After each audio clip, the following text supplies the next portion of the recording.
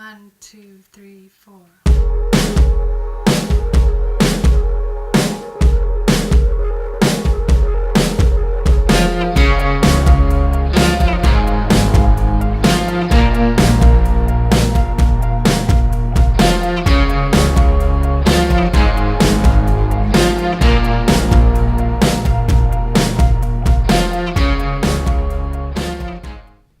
Hello, this is Senator Jake Anderegg, and this is the 2019 General Legislative Session, and I'm joined today with Senator Lyle Hillyard, who is our Public Education Approps Chair. How are you doing today, Senator? I'm doing great. Good.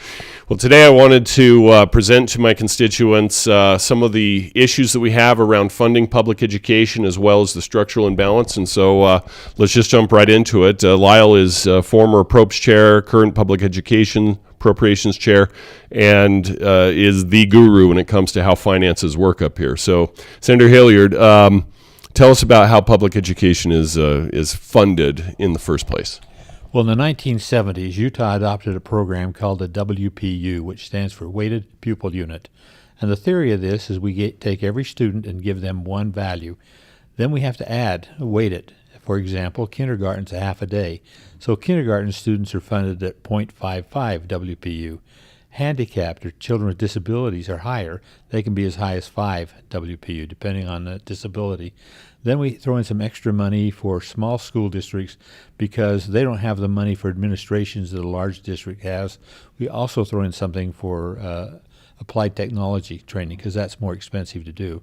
So based on that, we then go to every school district and say, if you want to participate in this equalizing the money across the whole state, then you have to impose a mill levy of a certain property tax value. That property tax then begins filling the bucket. For example, Provo School District. We would look at them, and with their property tax, they may raise, say, 20% of what's needed to fund the school in the Provo School District. So that property tax goes in the bottom of the bucket. Then we look at the number of WPUs they have in that district, and we give it value, and then we fill up the rest of the bucket with income tax. Some districts, for example, Park City, gets more money from property tax than they do for children. So they have an excess that goes into the Uniform School Fund for us as well. But almost every other district in the state has to get income tax money from the state to fill that bucket up to fund public education.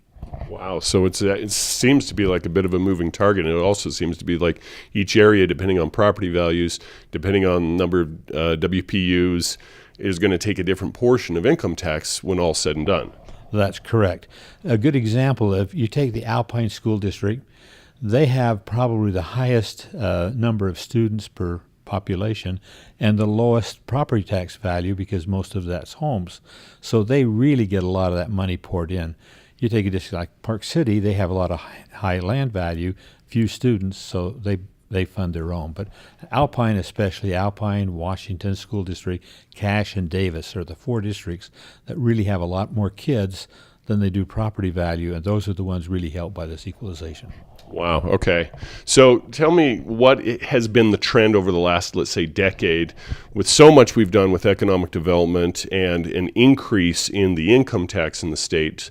How is that affecting the overall balance between the general fund and the education fund?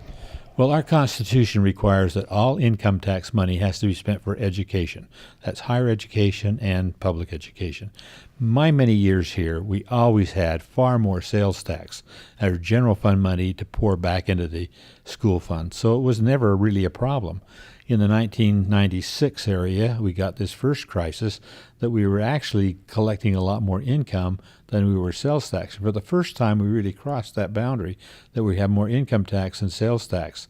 And because of that, then we went to the people and expanded public ed to include higher ed. We're to that point now. For example, our income tax is really growing quite rapidly because we have more higher paying jobs.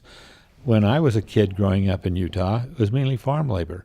The farmers don't make the money that you do now with the high-tech programs down in your district in Utah County or other areas. And mining used to be an important thing. It's not any longer. We don't have people working in mining. We get obviously the royalties and stuff, but don't have the labor force out working there.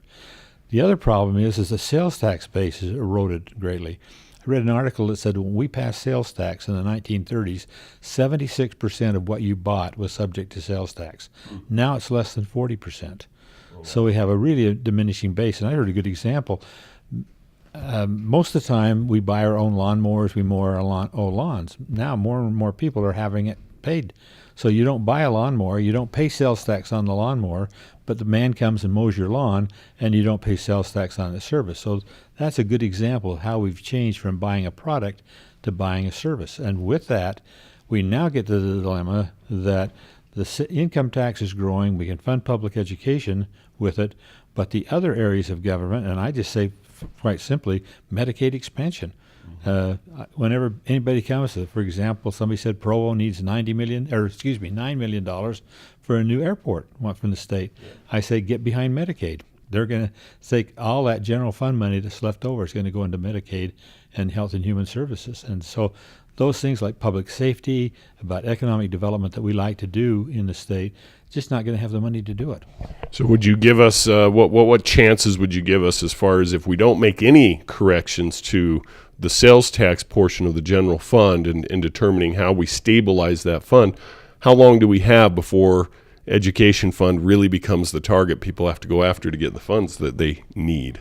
Well, I've jokingly said we ought to make the Utah State Prison a branch of the Salt Lake Community College. Then you could fund it out of income tax. That's ridiculous. But anyway, that's the point you're making. Right. And I would say this year, if we don't hit the balance this year, we're going to hit it next year. And so what we're going to really end up doing is having, like, for example, this year, 80% of our surplus is all in income tax money.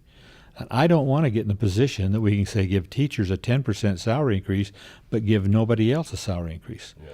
Unless we do something, either expand the base, I think we reached a saturation point. We cannot just continue to raise the sales tax. And especially if we exempt food, we exempt all those other items, then it gets such a burden on some of the other items, it just won't work. Yeah, I agree. It's a major problem. It's something that we're working on. I think of everything we do this session, Medicaid, everything else, this is going to be the one thing that's going to impact the state more than anything else for decades to come. So thank you, Senator Hillyard. Appreciate your time. This is Senator Jake Anderegg and Senator Lyle Hillyard coming to you from the Utah State Capitol Complex saying catch you next time.